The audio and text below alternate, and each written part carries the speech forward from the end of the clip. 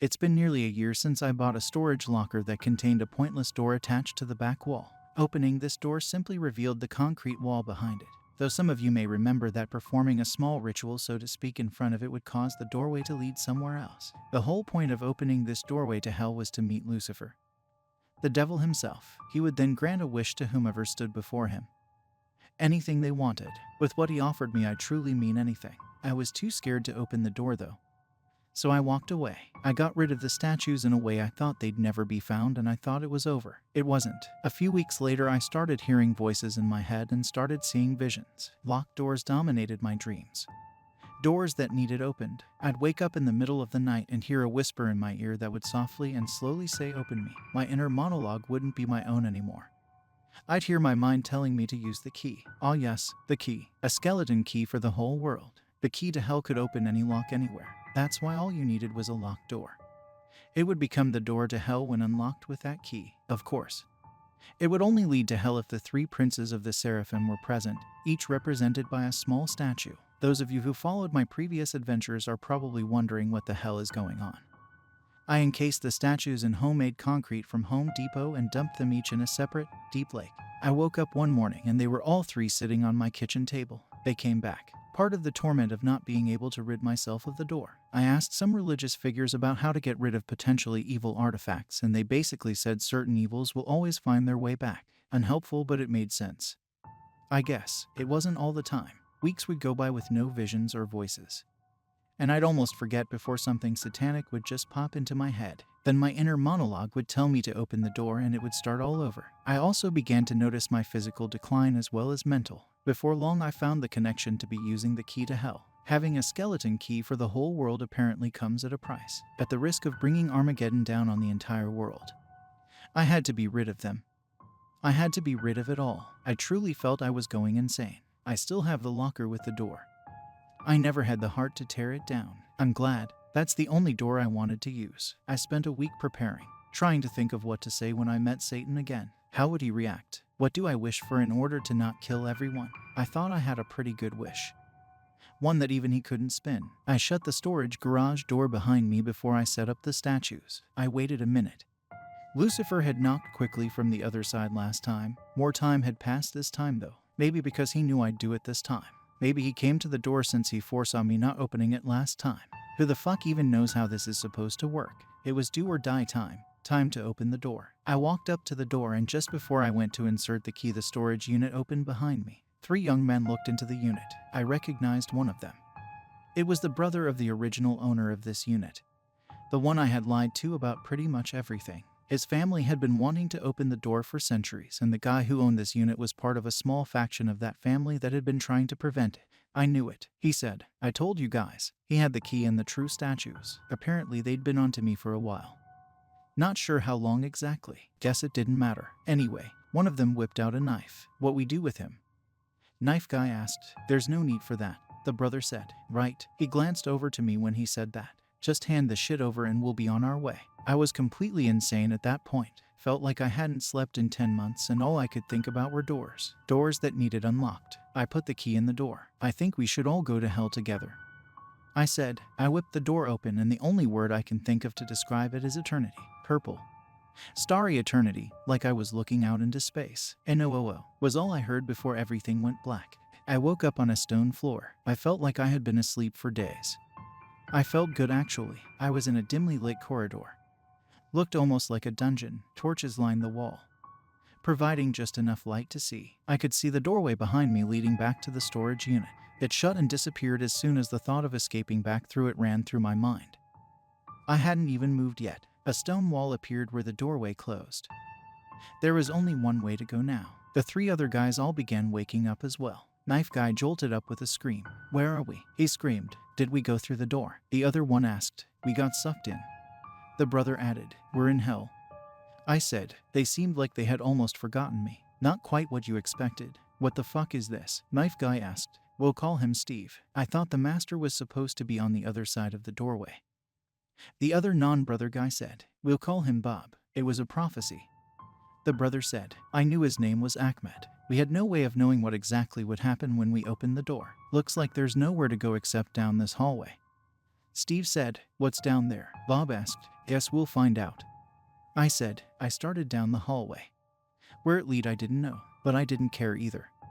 I was on a mission. It sounded like they were conferring with each other behind me. "Wait," they called as they caught up to me. "We should probably stick together," Ahmed said. "If this is truly hell, we might fare better as a group." He seemed suspicious, but he was probably right. We followed the dimly corridor for a couple minutes. It was all stone, floor, walls, ceiling. It definitely had a dungeon feel to it, like a medieval castle or something with the torches. We came to a four-way stop. "Which way do we go?" Bob asked. "Should we split up?" asked Steve. "I don't think we should," Ahmed added. They decided to go straight. Figured I would just follow them for now. Eventually, we started passing doors on either side of us. Full, heavy-looking wooden doors with huge locking mechanisms on the outside. Each one had a placard on the front in gold writing.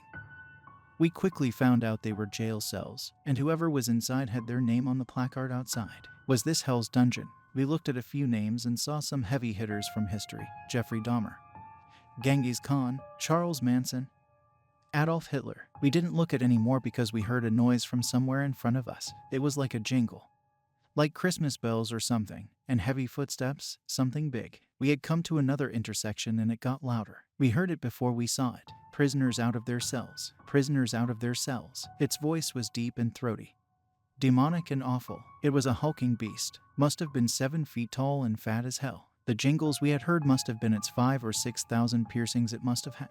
Its body was covered in piercings. Some looked painful and were bleeding. It had a pig's head and had about 12 nose rings. Its ears had another 75 or so piercings with chains connected to its torso or its lower back, even one down to its legs. Some piercings were simply metal spikes between fat folds. They looked bloody and many had pus oozing out like they were infected. It stood upright like a man but had legs and feet like an elephant. It had short stubby arms and each hand only had a thumb and 3 large, fat fingers. It started walking towards us, strutting more like it. Its short, stubby arms swayed in front of it as it walked. "Holy shit, Ruin!" Steve shrieked. We ran for it in a random direction, having no idea where we were going. It seemed like we could hear its jingling from every direction as well as its massive thudding footsteps. We kept coming to intersections and kept picking a new way to go. It was like a giant maze. Steve was up ahead and went left at the next intersection. His shrieking cut itself off. The pig-head beast had him by the throat, lifted in the air. "Got ya." Originally, it only had 2 arms, but 2 more appeared from somewhere out of its back and grabbed each of us before we could turn around. I had to grab its hand and lift my legs up to avoid being hanged. Its grip was so tight. Getting choked out was bad enough, but Jesus, did the thing smell. It took us to an empty cell and tossed us all in one by one. "Back in the fucking cells with you." It slammed the door behind it. It was a barren, all-stone cell. Bob immediately went to the door to try and open it. "How do we get out?" Ahmed was surprisingly calm. "It's Hell's jail. We don't get out." It was like we were all waiting for the hell to start. It had been about 5 minutes already and nothing had happened aside from Steve and Bob freaking out. It suddenly dawned on me. Nothing is going to happen in here. This is hell. We'll be in this empty room for eternity. The worst hell imaginable for some. Alone with only your thoughts, forever. Bob and Steve shrieked even more. For people who had been trying to meet the devil for presumably their whole lives, they sure were pansies. "But we're all in luck," I started. "At least, I'd hoped so anyway." I stood up and went to the door, which had an ancient, weird-looking keyhole. I pulled out the key to hell and despite the weird lock, it slid right in. The door then opened when I turned the key. We all scampered out back into the corridor. We came to another intersection and opted to go straight for the next few times. We didn't hear the jingles this time. We made a left and there he was. Prisoners out of their cells again. Shit, it began strutting towards us again. We ran for it. We kept going straight once again. It finally came to a dead end, which meant we weren't in an infinite maze. There was a large cell door in front of us, but this one didn't have a name on it. It said the way out instead. It was locked, of course. "Open it, quick," Bob screamed. "Ye of little faith, Bob." I didn't fumble with the key even though we could hear the jingles and the thudding footsteps coming. I inserted the key, turned it, and opened the door. All we could see was pure white. And since we weren't about to get captured again, we jumped through without delay. It was hot when I woke up this time and there was a light breeze, and I was laying on something soft. I sat up and found I felt so hot because I was out in the sun. The softness I was laying on was sand. I must be on a beach. Before I could investigate my surroundings more, I heard a voice, clear as day. It wasn't like before when I was crazy and was hearing voices. This was legit. Someone was talking to me. like Voldemort addressing all of Hogwarts during the battle a couple times. The voice was melodic, awesome. I recognized it immediately. Lucifer, you have survived the labyrinth of my prison and avoided the jailer. You are one step closer to your goal. Now make your way through the desert. Avoid what you think you need the most and you may just find your own way out. I could see the other 3 guys sitting there quietly. I presumed they were being told the same thing. The desert was hot. Holy shit. I looked around and there were dunes everywhere. It was endless. This was definitely not a beach. Most important of all though, I was thirsty as fuck. I mean, holy shit. I've never experienced a burning thirst like this. I could barely swallow. I needed water. My tongue felt like sandpaper in my mouth. I could lick a wall and it would probably start stripping the paint. The other 3 guys bitched about their thirst as well. I need water. Steve said, there must be some here somewhere. I bet we need to cross this desert and not lose our minds in the process. Ahmed said, they decided to head towards a large dune with the hopes of seeing what was on the other side. I followed. It would be tough to get up the hill in this heat being so thirsty, but we'd have to do it. When we got to the top and looked out, we knew we were in trouble. It was like the Dune Sea on Tatooine. Sand and dunes as far as the eye could see. Endless sand and nothing else. Steve and Bob let out some sniffled cries. Steve lost his footing and started rolling down the hill and Ahmed and Bob chased after him. I followed slowly myself. Steve didn't want to get up. He whined about it being hopeless. Just let me die here. Look, Bob hollered, pointing at something. It looked like a small oasis. Steve got up and we all rushed towards the oasis. It was probably about a football field away. We should have known better though. When we were inches away from it, it disappeared. Shit, Steve yelled. He then clutched his throat. Yelling like that probably hurt since with literally no moisture in our mouths we couldn't even swallow. Excuse me, came a female voice from behind us. It scared the shit out of me. Does anyone have a drink? We spun around. There was a woman in front of us who looked like she didn't have even an iota of moisture in her entire body. She looked so dry I felt like if I had punched her she'd turn to dust. She was a shriveled up husk. I need water. She repeated. Ahmed shrieked this time. Like a get away from me lady kind of sound and backed up. She let out a hopeful sigh. Look, an oasis. I bet there's water. She started lumbering towards it. Steve took off after her. Wait, Ahmed said. We all followed Steve again and the oasis disappeared again. Anybody got any water? A new male voice said. Another husk person had appeared. Fuck, I'm thirsty. Where can I get a drink? An oasis. That way. Come on, he said, and he took off towards another one. I was starting to figure it out. This desert left people so dehydrated they fixated on the need for water. They would wander this desert forever trying to find it. Always receiving a hint of hope by spotting an oasis. Then it would start all over again. More husks were starting to appear at each oasis. This is the hell, I said, my voice raspier than it had ever been. As long as we keep looking for water, we'll never find it. Remember, the voice said, ignore what you think we need. Instead of looking for water, we need to find a way out. Steve wasn't listening. Another oasis. Quick. This way. Stop, Ahmed tried to say. It's a trick. Steve was already gone though. They tried to follow him to 2 more oases to snap him out of it, but he had become fixated. Don't touch me. Shit, the next oasis will be real. I know it. There will be water at the next one. There, let him go, I said. We watched him run to another oasis and fall forward as it disappeared before him. He stayed down for a minute before getting up, where he then dashed in another direction, probably headed for another oasis we couldn't see. Then he was gone. So how do we get out of here? Bob tearfully asked. I didn't know. I might sound like I was strong and the environment wasn't affecting me as bad, but it was. The thirst was maddening and the sun was so hot. I was starting to lose it but knew I had to think. He said, avoid what we think we need. I said, we obviously need water. Fixating on that like Steve did will trap us here. We might find our own way out. Ahmed added, maybe it was the insanity creeping up on me. But I suddenly got this ridiculous idea. I thought about the original Zelda on NES. In the Lost Woods you had to take a certain path or you'd just keep going in circles. North, west, southwest. These oases reminded me of going in circles. What if we went at them in a certain path? I relayed my stupid plan to the other 2 and they thought it was positively the dumbest thing they'd ever heard. The sun is clearly still rising. I began. It was. I'm a camper. I know how to read the sun. That makes this way north. And look, there's an oasis right there. So, Bob said, how in the fuck does that help us? We find our own way out. I said, I'm doing this. You can follow me if you want. So I did it. I went north. It disappeared. I went west. Same thing. I went south from there and it disappeared yet again. This was it. second west for the win. Ahmed and Bob trudged along behind me, complaining this wasn't going to work.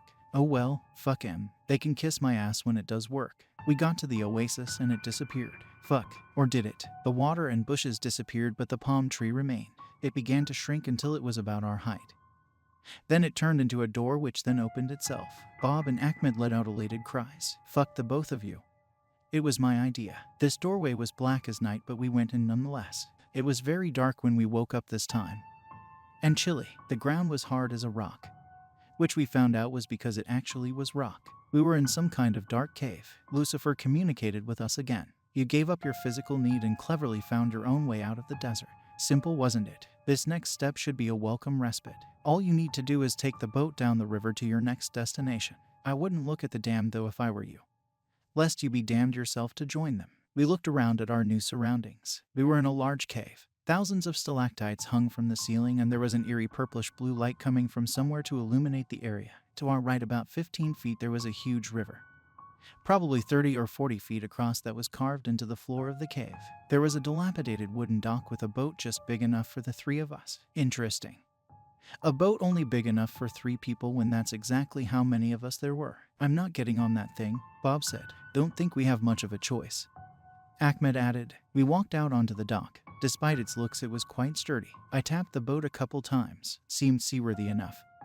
So we all got in. After we were seated, the boat shifted forward and we were on our way. This place reminded me very much of the Horcrux cave from Harry Potter. Don't look at the damned, Ahmed said again. We found out what that meant after a few minutes. We could hear the water behind us start to churn, followed by groans and wails that steadily got louder. Both Ahmed and Bob started breathing heavy and sounded freaked out. I was scared too, but all we had to do was not look at them, right? Just keep looking forward, I said. It was like a tidal wave behind us. The wave pushed forward until it was just far enough to be able to see movement out of our peripheral vision. I could see hands waving and bodies seemingly crawling over each other in the huge wave.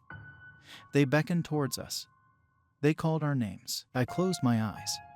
I didn't want to accidentally look at them. Instantly, I felt this searing, horrible pain in my head that disappeared when I opened my eyes. Wow, no cheating, I guess. Help me, they said many times. Toss me the lifesaver so I don't drown. Look at me when I'm talking to you, god damn it. Give me your hand. I can climb aboard. The shrieks and chatter continued for what seemed like hours. Don't look at them. But then I heard a familiar voice. A voice I knew but couldn't quite place. A family member. I've lost a few close cousins and aunts and uncles, but I wouldn't have thought they'd be down here in this river of the damned. Brian, the voice called. I wanted to see so bad who it was.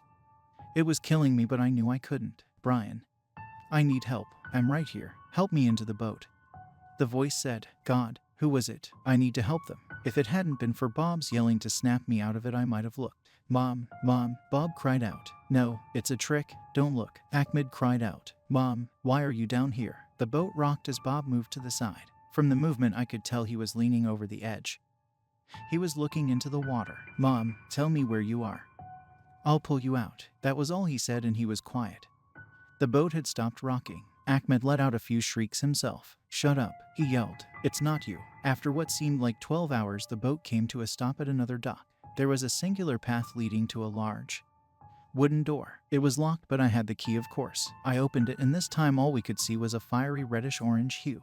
We woke up in another large cavern. This one was much larger though, and everything looked red. A familiar voice filled my head once again. Enjoy the river boat ride. You are almost there.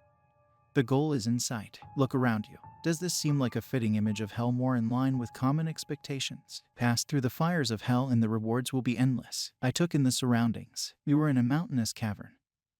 There were levels both above and below us, and there was fire and burning everywhere. This did seem like the hell that everyone knows. There were rivers of lava that people were drowning in as they burned alive. There were flaming demons with fiery whips whipping people across the back. There were screams and groans, and it reeked of burnt flesh. There was even an incredibly massive firefall. As in, it looked like a normal waterfall, but liquid fire rained down instead of water. Ahmed and I agreed the only place we could go was down.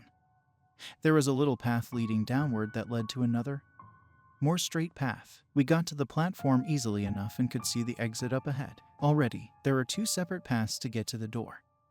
One left and one right that both looped around and met at the doorway. Each path had 2 rock land bridges, about 10 feet wide. The first bridge was short, The second was much longer. There was a large rock platform in between them, probably to serve as a safe area for whatever awaited us. I had a feeling these bridges were going to be no good. I'm guessing we each take a path. I said. I chose the left path. I approached it, and just before I got to the bridge it erupted into flame. I backed off and the flame died down. I stepped forward ready this time and the fire once again grew. I stepped back and it disappeared. Then it hit me like a ton of bricks. Pass through the fires of hell meant we were going to have to literally walk through this fire. I was not ready for this. I looked over and Ahmed had figured it out as well. He was pacing with his head in his hands. Maybe if we just run through fast. I said aloud. He wasn't listening to me. I decided to just do it. I wasn't about to spend eternity in this cave. I mentally tried to prepare myself and took a couple deep breaths. I dropped down into a 3-point stance from my football days and acted like I heard the whistle and sprinted forward. I got maybe a foot before I came to almost a complete stop. Holy fucking shit. I was burning alive. I simply cannot describe in words what it feels like to have your entire body engulfed in flame. There is no pain level that can adequately describe it. The pain transcended the use of words, but somehow, I trudged forward. I can't imagine what my screams sounded like. After what seemed like 10 miles, I collapsed on the platform just past the bridge. The pain instantly gone. I wondered what I looked like. Still alive, but I had to be nothing but a red, bloody skeleton laying there. I couldn't possibly have any other organic matter on my body. I sat up and looked down at my body. Completely intact, including my clothes. Of course it was. Ahmed was screaming though. I guess that's probably what I sounded like. I didn't really like him. Steve, or Bob, but I felt bad for him. Don't stop, I yelled. You're almost there. He crossed the bridge and fell into a crumpled heap, just like I had. I looked forward. The next bridge was considerably longer. At least twice as long, if not 3 times. Holy fuck. I felt like I barely survived the shorter path. As I mentally prepared myself, I heard Ahmed start to have a mental breakdown.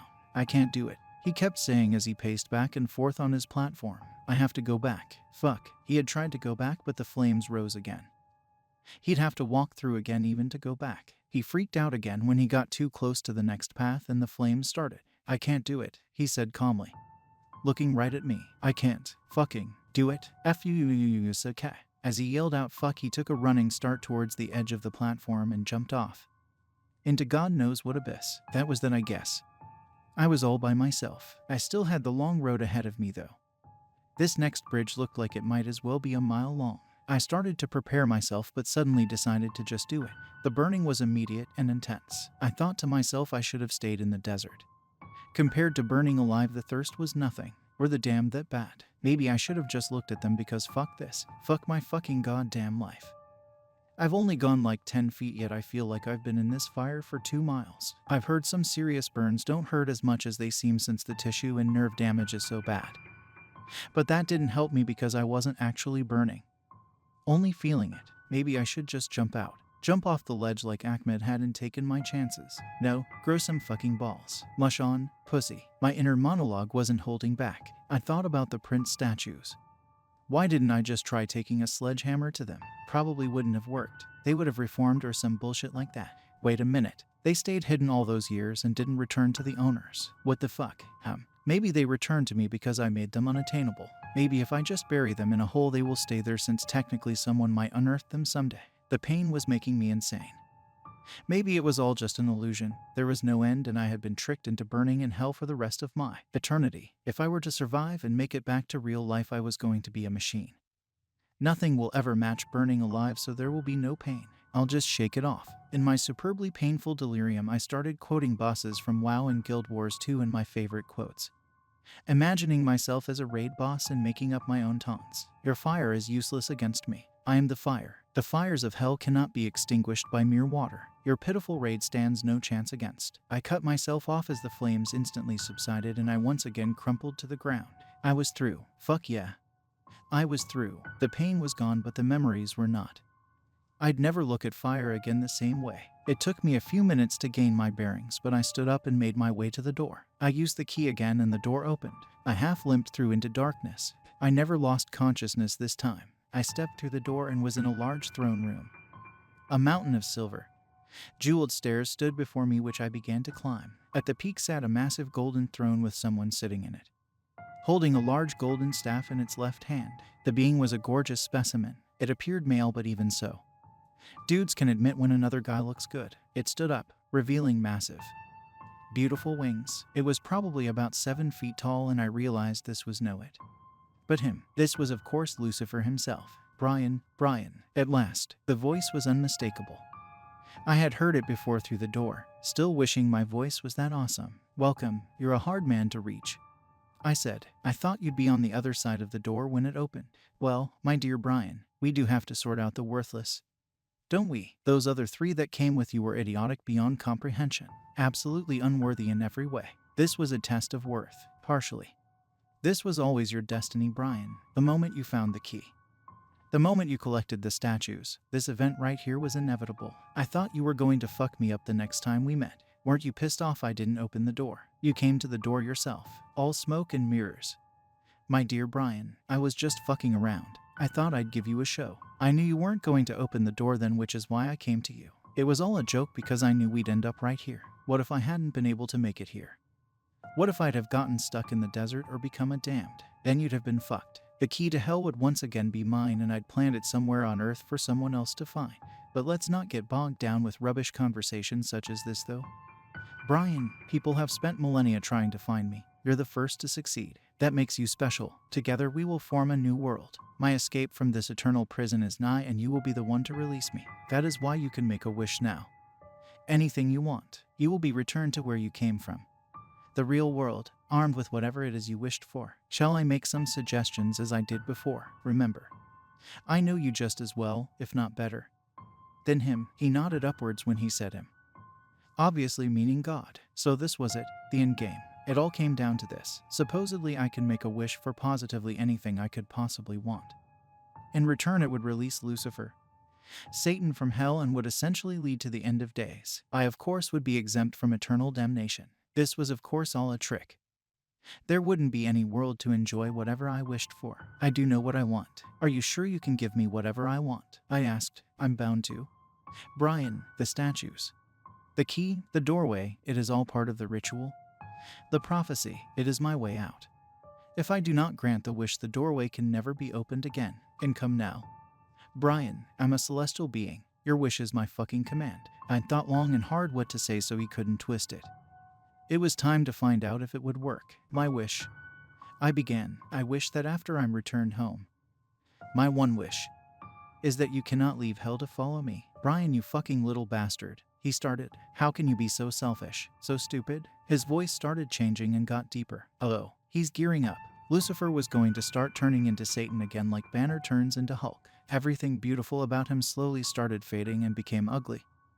Demonic, evil. His beautiful angel wings began to morph into ugly gargoyle wings. You could have had fucking anything. ANYTHIIING. And you wish for me to remain stuck down here. I thought you knew me, I said. It was kind of a taunt. He took a few steps forward, tightening his grip on his staff, which had faded to a demonic black. He stopped right in front of me and slammed the tip of his staff down with a tremendous thud. He must have grown to 10 feet tall by now. Your WISH ... is my fucking command, Brian, he said slowly. I started to levitate in the air, raising higher and higher. You will pay, Brian. When you die you'll be all mine. I will not forget this. I've heard that before, bitch, I said as he began to look smaller and smaller as I rose. Your wish is only good until the next person opens the door. Don't think I'm stuck here forever because of your stupid little wish. The dumbest wish in the history of wishes. You fucking idiot. I cannot fucking believe you had the universe at your fingertips and this is your wish. Fuck. The next person will actually wish for something, and you'll be the first to die when I am free. He got further and further away as everything started to fade to white. And just like that I was back home. Rather, I was in the storage locker with the stupid door on the wall that lead nowhere. Everything seemed intact. That went surprisingly well. Almost seemed a little too easy. Guess I wished for the right thing. I gathered up the statues and decided they needed to be disposed off so that they could still be retrieved. That was the only reason I could think of why they stayed hidden before yet returned to me. I went on a little road trip. I went out west to a national park. I went way off the beaten path of a trail. I was lucky to find my way back, but Beelzebub was buried under a large boulder. I took Leviathan south. I buried him in a massive cemetery beneath a mausoleum. I dug down outside all night until I found the foundation and slid him under. Asmodeus was taken northeast, a roadside rest that had a large forest behind it.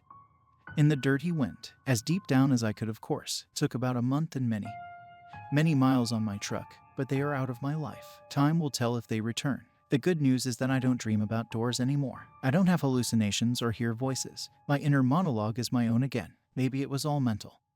Maybe there are no voices and I was just fixated on never having opened the door. Maybe opening it freed me somehow of my fixation.